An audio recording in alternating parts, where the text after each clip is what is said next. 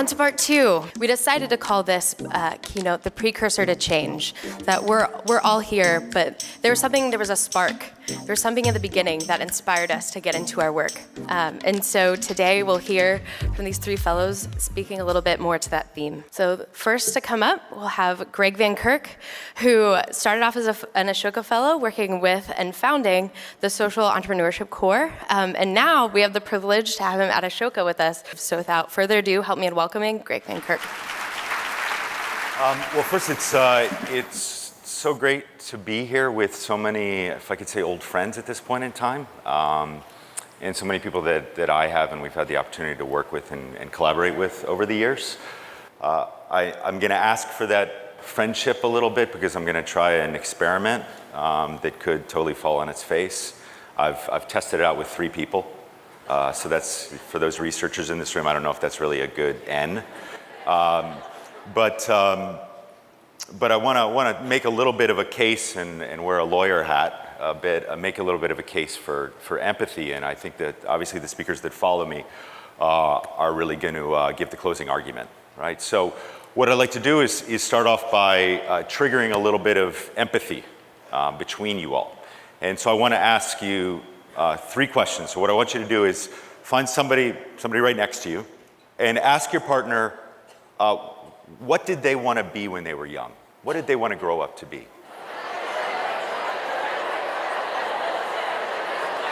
Okay. So there's that. That's one question. Okay, the second question is, what are 3 things that you learned in school?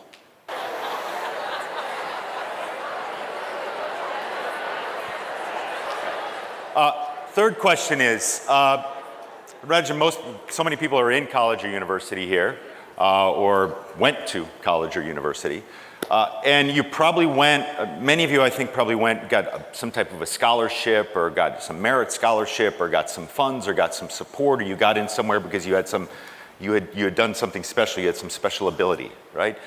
Share with your partner what that was.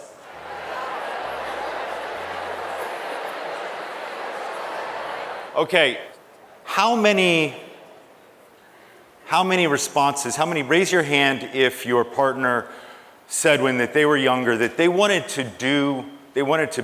have a job that was somehow some kind of a change-making job, right? That was contributing to society, contributing to their community, right? Raise your hand, get it up there. Look at that, right? Second question. Yeah, maybe a doctor or a nurse. I was talking, part of my N of 3 was a dolphin trainer. That's a change-making job, right? All right, the second part is what you learned in school, okay? Raise your hand. I've got 3 questions, and tell me if your partner said they learned this. Did they say when they remembered quickly what they learned in school, was it about how to put empathy in action? Did somebody say that? Okay, how about adaptive leadership skills? Who said they learned that in school? Okay, we've got a few people. Okay, I've got to meet you. Yeah?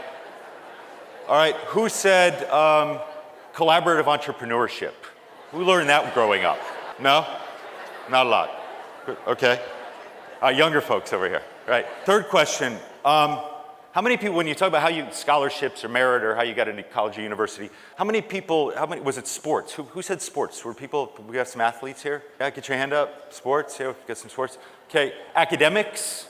We've got a lot of smart people in this room. Okay, music or art or something else? Okay, how many got a scholarship because they were change makers? Change-making scholarship? Not too many. So, I think you understand the point. When we look at when you were young, when you think back when you were young, who did you want to be? What did you want to be? What did you aspire to be when you grew up? And then the question is, did the education, what you learned and how you were valued, did that align with who you wanted to be when you were younger? Right? That's a challenge. That's a problem, right? But the good thing is you are change makers. You're in this room, right? And so I have one more question for you to just think about yourself for very briefly, is at what age do you believe you really became a change maker? Okay. I know my answer, right? But at what age did it really click for you and you said, you know what, I'm a change maker, I can make a difference? Now I need a math teacher. Do we have a math teacher in the room? We got to have some math here. I know we have some from STEM. Math. Yes, back here. Yes, we have math back here. Okay, I need your help here. Okay, so when you think back about when you were young, when you were a kid, and you said, this is what I wanted to be when I grew up. Okay, think about what age do you have in your mind? At what age was that? You have some picture in your mind. Okay. Now, at what age did you really envision yourself and see yourself as a change maker? Okay. Now here's the math part. Right? Subtract the first number from the second number. Okay? So by raise of hands, how many have a number that's 5 or less? I can't raise my hand. Yeah. Okay? So math teacher, we need this. Okay, you got that written down? Okay. How many people have a number that's 10 or less? 15. 20? So 20 years difference? Yeah, 25? Okay, now here's where we need the math, and I've got very brief time. Add up all of those and multiply that by 365. How many days of lost change making do we have in this room? You knew you were change makers young. You didn't become empowered to become a change maker. Thankfully, you did. But would the world be different if you had grown up and the education system had honored your aspirations to be a change maker? So that's about you, okay? But it's not just about, we can put that evidence there that you know how you feel about it and how you grew up. But also if we think about what's success and how organizations and what we know, in particular about empathy, right? If you look at the social entrepreneurs in the room or any social entrepreneur that you know, what would they say is the critical factor, the critical success factor to what they do? Empathy. It's putting empathy in action. Right? What is it that you as change maker campuses are doing on your campuses? You're putting empathy in action. That's the key to success of change making. Right? What is it that if you look at businesses, right? Businesses like, what do they openly say? Google, Warby Parker, Kind, 3M, Ben & Jerry's. Who likes Chunky Monkey, by the way? Does anybody like Chunky Monkey? It's totally unrelated, right? But those companies all say empathy is at the key of what they do and how their teams work together and collaborate. Brookings Institute and UNESCO did a study about what are the key characteristics of a global citizen. What do you think was the most important thing on there? Empathy, right? And if you look at human-centered design, design thinking, right? Where does it start? Empathy. It's getting boring, right? It's the same thing over and over again, right? And empathy in particular, not just about the design and the invention, but about working together, right? Because if we don't have empathy, we can't have respect. If we don't have respect, we can't have trust. And if we don't have trust, we can't innovate. Because innovation requires failure, and failure requires forgiveness. And the only way we can forgive is if we truly understand and respect and trust each other. So we have the case there. Now let's look to the future. How many people here have a daughter or a son or a nephew or a cousin or somebody who's 5 or 6 years old that they love and truly care about? Raise your hand. How many of you hope that they grow up with a change maker education that includes those things that I talked about? Okay. How many of you have strong confidence that they're going to grow up within an education system right now that provides them with the change maker education? It's a lot fewer, right? So that's the bad news. But here's the good news, is that you all are doing tremendous work, obviously at the higher education level, right? But there's also tremendous work, which is reflected in our room over here, in the soprano room, nothing to do with our voices. There's tremendous work going on in the K through 12 education space. We have Ashoka Fellows who are doing extraordinarily innovative work. If you look at Fuel Ed, Megan Marcus, who was up here last year. If you look at Center for Inspired Teaching and the work that they're doing around teachers being instigators of thought. Roots of Empathy, Mary Gordon's work around empathy. Playworks, and what they're doing with play and helping people to become leaders and solve their own problems. I Lead, getting people into college and creating ways for them to learn about design. World Savvy, people can become global citizens. The fellows who are going to come up here now. There's extraordinary work going on. It exists. That's the good news. And we have Changemaker schools that we've been working at identifying all around the world, hundreds of them that are doing extraordinary work. You walk into the door and you get goosebumps, right? So that's the good news, right? But here's the bad news again, it's not happening fast enough. So, talking about how you got recruited to school, you didn't know this when you came in, but I've just recruited you to be a part of this team. We need your help.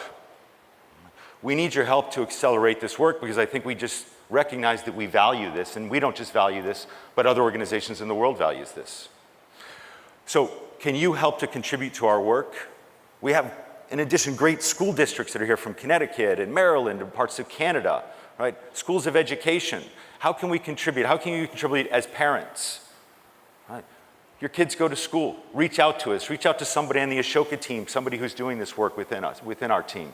College admissions are the ways that we can change college admissions to reflect the importance of this. Help us to find changemaker schools. Help us to nominate fellows in education. So there's so many different ways that we can do this. Reach out and find somebody who's in the Changemaker Ed forum this week and say, hey, I'd like to help you.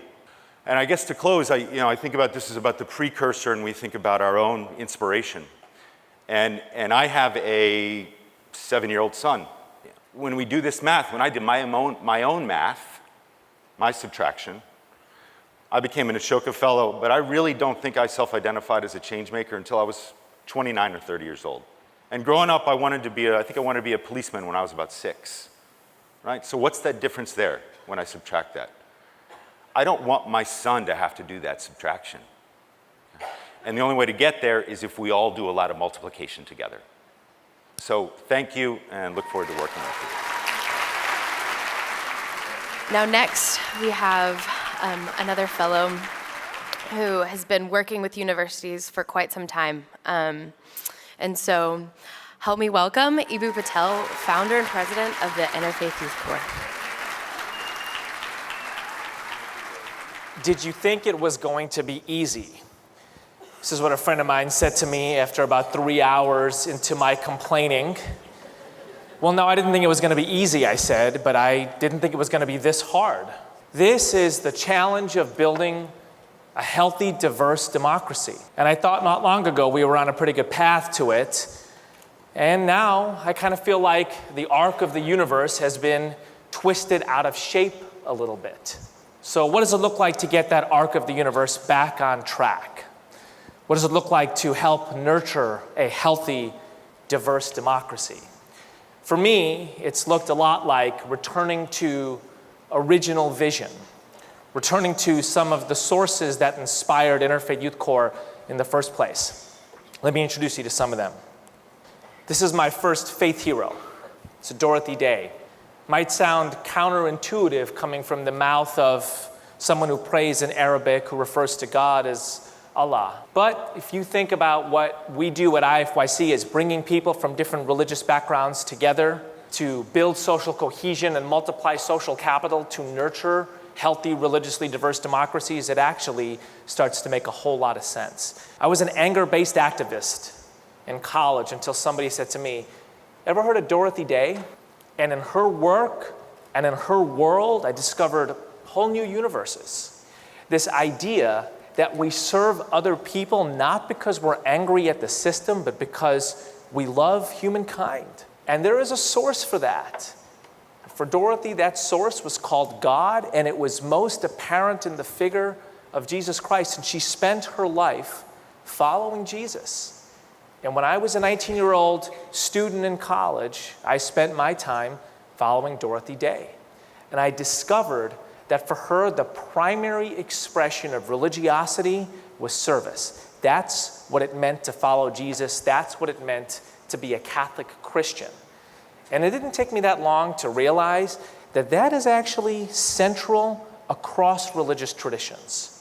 From the Baha'i tradition to the Sikh tradition to the Jain tradition to Islam to Judaism to evangelical Christianity, and obviously central as well in a whole range of secular and ethical philosophies. And so Dorothy Day's idea of loving humankind primarily through service, the way that she dedicated her life to that in the Catholic worker movement, also became an insight to me into how you build social cohesion, how you create spaces where people can develop respect for diverse identities, where they can build relationships with people from different backgrounds, where they can contribute to the common good. You bring them together in interfaith service projects.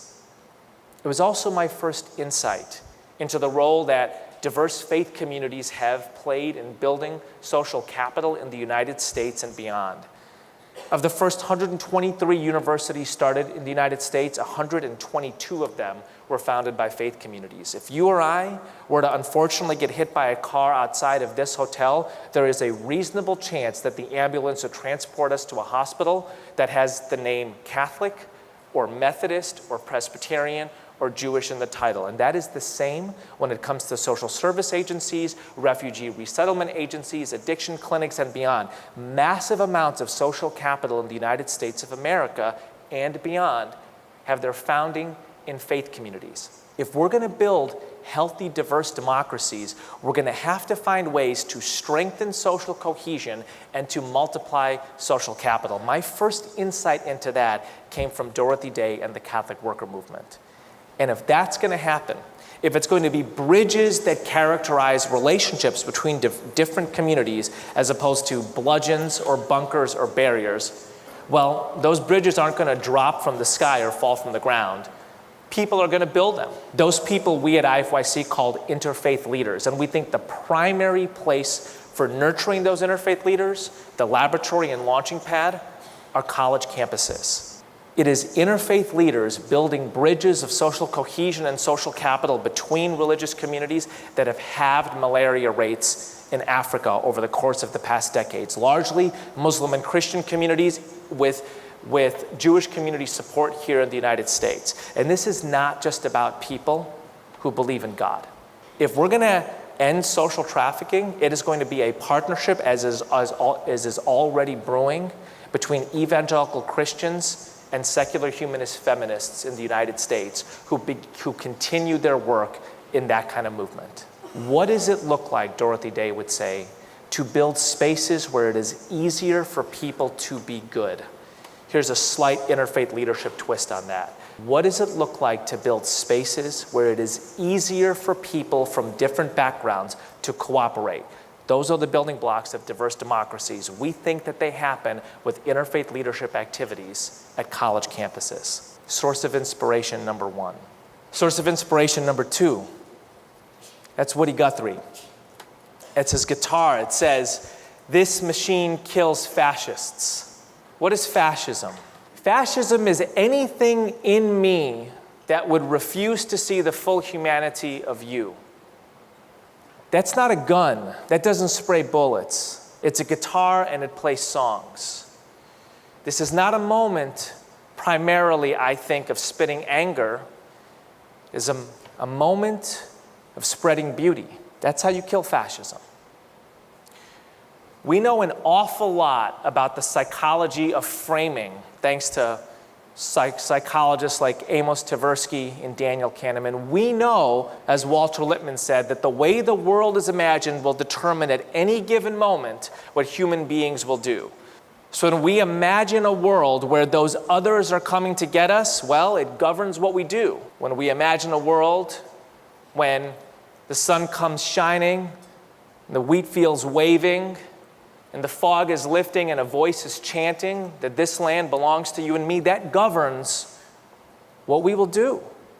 We know an awful lot about bias from psychology. We know about representation bias, we know about availability bias, we know about anchor bias. We know that if you anchor the conversation about immigrants with the image of a criminal, people have anchor bias.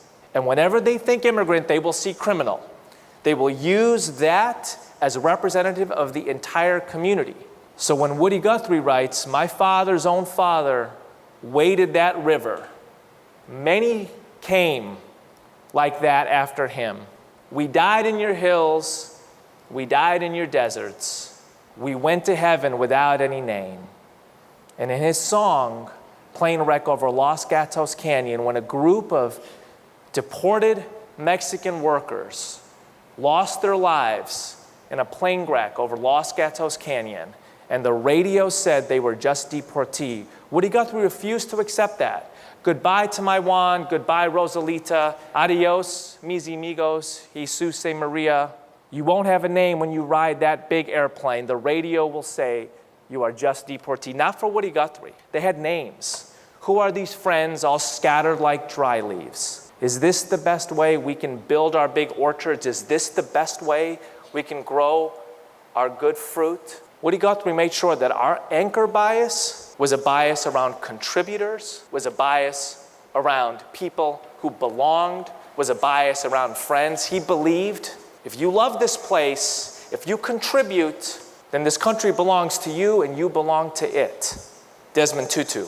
There's this great story that Jim Wallace tells about Desmond Tutu. At St. George's Cathedral in the 1980s, he walks into the pulpit, Archbishop of Cape Town, and he sees that there are visitors, security police, and he sees that his congregation is nervous. Who wouldn't be?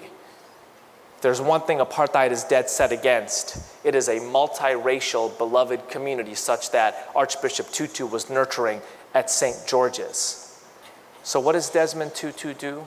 He preaches the sermons that he typically preaches, anchored in the idea of the kingdom of God, hopeful about the future of South Africa. And then towards the end, he leans into his microphone at the pulpit and he says, "We have some guests today. And I want to tell you that the congregation of St. George's Cathedral welcomes you and rejoices that you have joined the winning team." Social change is the art of persuasion. It is the art of getting people who do not already agree with you to agree with you. It is the art of creating a world in which everybody feels like they can thrive. As Aimé Césaire says, the rendezvous to destiny has room for all of us.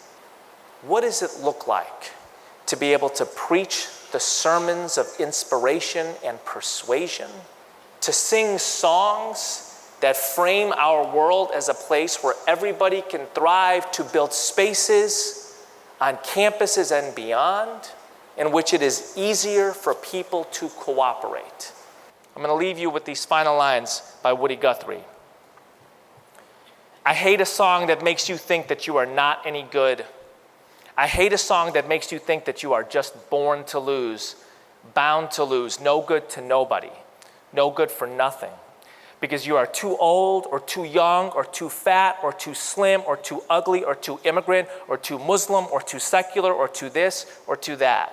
Songs that run you down or poke fun at you on account of your bad luck or hard traveling. I am out to fight those songs to my very last breath of air and my last drop of blood. I am out to sing songs that will prove to you that this is your world, and that if it has hit you pretty hard and knocked you for a dozen loops, no matter what color, what size you are, what country you come from, what you call God, how you are built, I am out to sing the songs that make you take pride in yourself and in your work.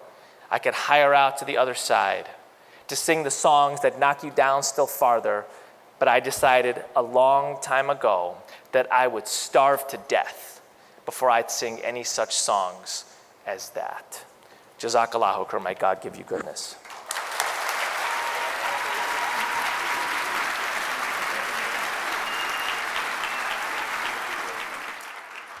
Thank you, EBOO. All right, we have our last group of speakers for this keynote. Jennifer Bailey, founding executive director of Faith Matters Network.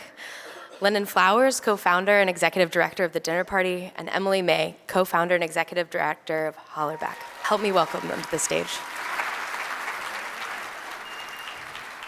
On November 8th, 2016, I collapsed in a puddle of tears on my kitchen floor. It was around 7 p.m. Central Time, and polls had just closed in states east of the Mississippi River. It'd be a few hours before the outcomes of the presidential election would be announced, but I could not escape the feeling of dread at the pit of my stomach. Even my husband, who is often a balm to me in times of distress, could not comfort me. You see, I am a clergywoman in the African Methodist Episcopal Church. I am the child of people stolen from the west coast of Africa to labor in fields in Florida and Georgia and Arkansas. As tears stung and rolled down my face, I attempt to do what I often do in moments of distress: cry out to God. But the only words that I could find was, "I don't feel safe. I don't feel safe." And like a gust of wind, I could feel the spirits of my ancestors surround me and say, "Baby, we ain't never been safe." In my DNA are stories of resilience, stories of a people for whom survival was a radical act. And so, as I thought on that kitchen floor and finally arose from the cool linoleum tile, the words of the poet Langston Hughes came to me. America was never America for me, but I swear this oath, America will be.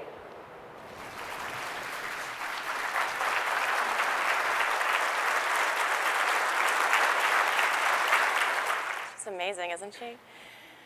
Long before the election results started to roll in, there was this time, way back when some of you may remember, where we were really concerned over email servers. And there was this moment where we were all checking our phones and these polling results as if polling results actually mattered.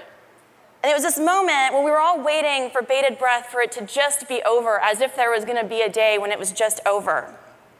And I started to wonder for a minute if that was real, if that was possible, if it was actually ever going to be over. Because maybe what happened during the election wasn't about politics. Maybe it wasn't about those candidates. Maybe it was about our relationships to each other. Maybe those other things were just symptoms. Maybe what was really going on was our inability to fully and deeply see each other in this moment. My dad voted for Trump enthusiastically. I voted for Hillary enthusiastically. This is the truth, but this is actually a metaphor for our entire relationship. There is something so deep that divides us and the way that we think about the world, about the way the world works, about humanity. Now, this doesn't mean that I don't deeply and truly love my dad. And there's actually never been a moment in my life where I've questioned whether or not he loved me too. But what this does mean is that our relationship hurts on a really visceral level. And what it means is that there are days that I'm like, this is just not gonna work. And it was one of those days when I went to one of my mentors and she was like, you know what, Emily? Your dad is your greatest teacher. And I laughed a lot.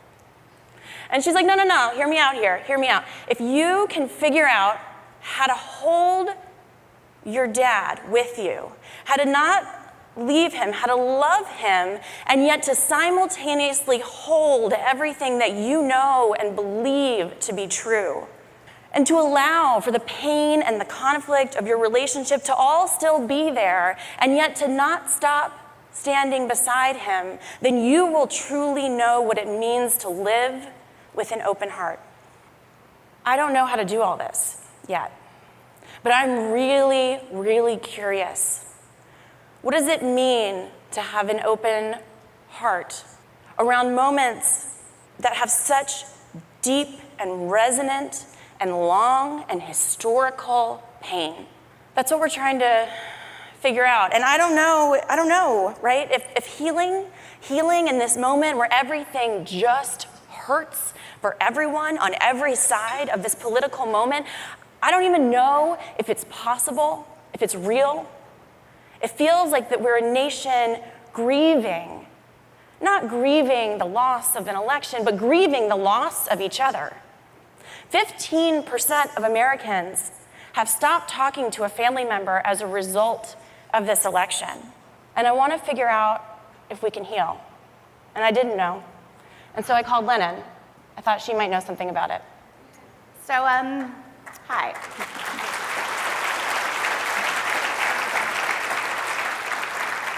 I want to go back to November 10th, 2006. And I remember this day because we'd been working on it all semester. We'd planned this week-long series of events that was to culminate with Jeffrey Sachs coming to campus. Now, Jeffrey Sachs, for those unfamiliar, is an economist at Columbia, and he was going to end world poverty. And we were going to help him do it. And I stood in a big auditorium, and I introduced him, and in that moment, I felt invincible.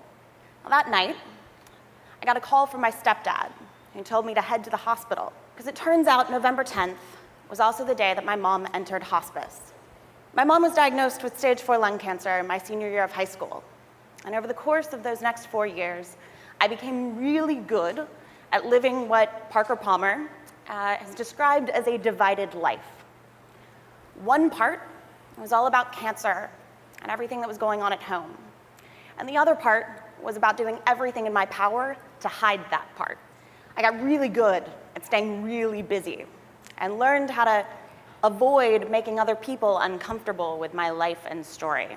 And that was actually a pattern for me that continued long after my mom died. It was about 3.5 years later when a friend and colleague whose dad had died about 6 months before invited me over for dinner one night. So I sat down with a handful of other 20-somethings who'd all lost parents, and we talked until 2 a.m., and we kept doing it. And as we slowly became more comfortable with our own stories, friends heard about it, and their friends heard about it. We began to realize that our story was, in fact, a shared story. So fast forward, that dinner table is now a community of 4,000 folks in 130-odd cities worldwide. And what we found is that when it comes to loss, everyone has a story. So I want you to hold that, because I want to go back to November 10th, this time 2016. That was the day that I emailed a draft conversation guide to Emily and to Jen with ideas on how to convene healing conversations across lines of difference. Lennon's email hit me like a bolt of lightning. You see, it was exactly what I had been looking for. I wanted to circle up with people and talk about this real rupture that we feel at the heart of our democracy. You see, I'm a preacher, so I believe we're living in apocalyptic times. Not the stuff of superhero movies and viruses coming to destroy us all. But if we go back to the Greek root of the word apocalypse, it means to uncover. And regardless of how you voted in the 2016 presidential election, what that presidential election cycle did was uncovered a real rupture at the heart of our democracy. It uncovered that the ties that bind us together are deeply, deeply frayed. You see, we don't have the same systems to rely upon that our grandparents did. Good union jobs aren't available. Participation in religious communities are down. So the question becomes, what's next? And that's why we founded 100 Days, 100 Dinners. So what is 100 Days, 100 Dinners? We're trying to do nothing short than repair the breach in our interpersonal relationships.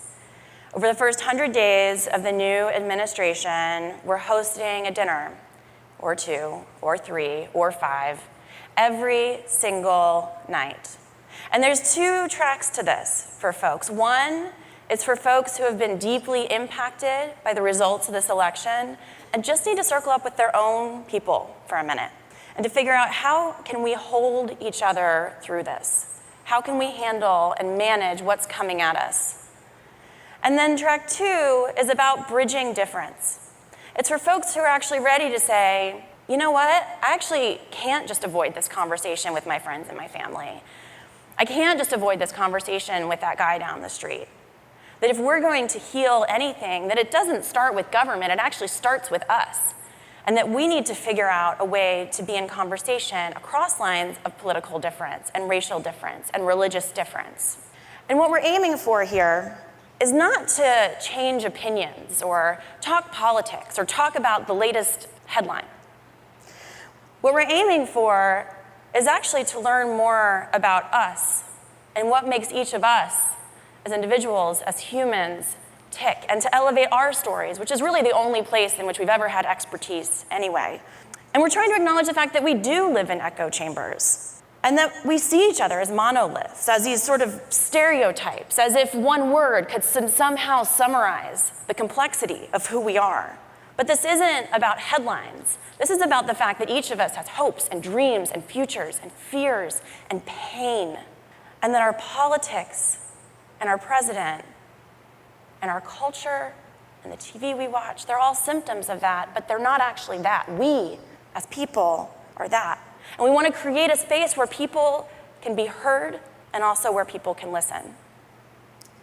So we found along the way that if you want to forge meaningful connection between people, the place to start is with vulnerability.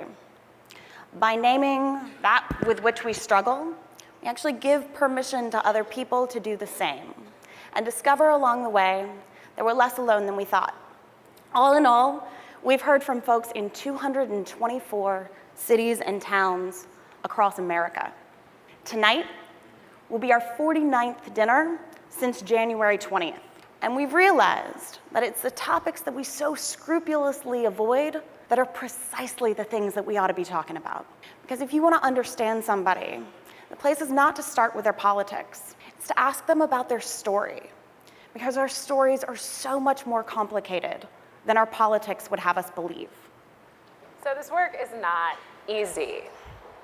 At a time when we're more used to yelling at each other than listening, this work will require the courage of everyday heroes like you to take the risk to see and be seen, to hear and be listened to.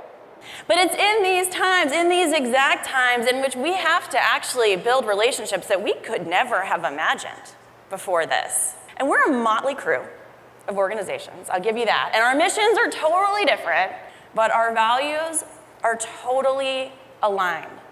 And at the end of the day, all of our work is about figuring out how we can more deeply see and hold each other. Now, doing that requires a few things. It requires, first and foremost, that people be emboldened to give and to receive welcome. It requires that we speak and that we listen with truth and with love, and that we disagree and agree with respect.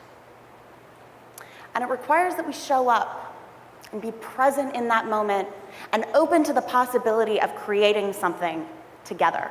So check out 100days100dinners.us.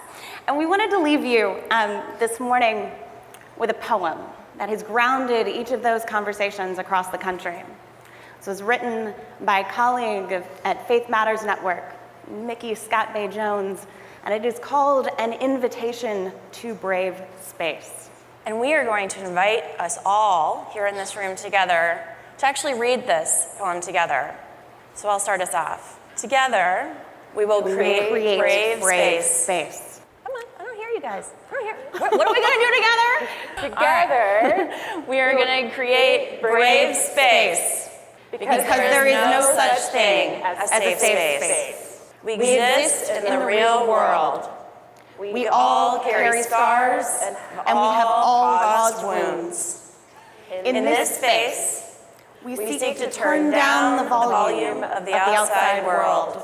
We amplify voices that fight to be heard elsewhere. We call each other to more truth and love. We have the right to start somewhere and continue to grow. We have the responsibility to examine what we think we know. We will not be perfect. This space will not be perfect.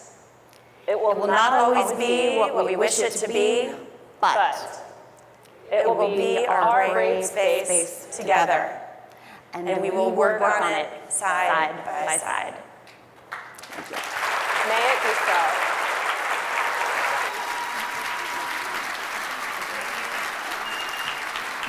Thank you, everyone. Thank you to Lennon, to Jen, Emily, EBOO, Greg, our wonderful 4 2017 Innovation Awardees. A big thank you one more time to the sponsors of this morning's keynote, Photo Wings, and the amazing Cordis Foundation, who has been a partner of Ashoka U since the very, very beginning. Before we wrap up, we invite you all to enjoy the rest of today. We have an action-packed agenda, and this morning's comments were really just a reiteration that while Ashoka is a non-political organization, we recognize that our work today is more important than ever. Change-making is the fundamental thing that will help our country move forward. Our work here is not about a specific election. It is about creating lasting change for your generation, for my generation, and for all future generations. Thank you so much.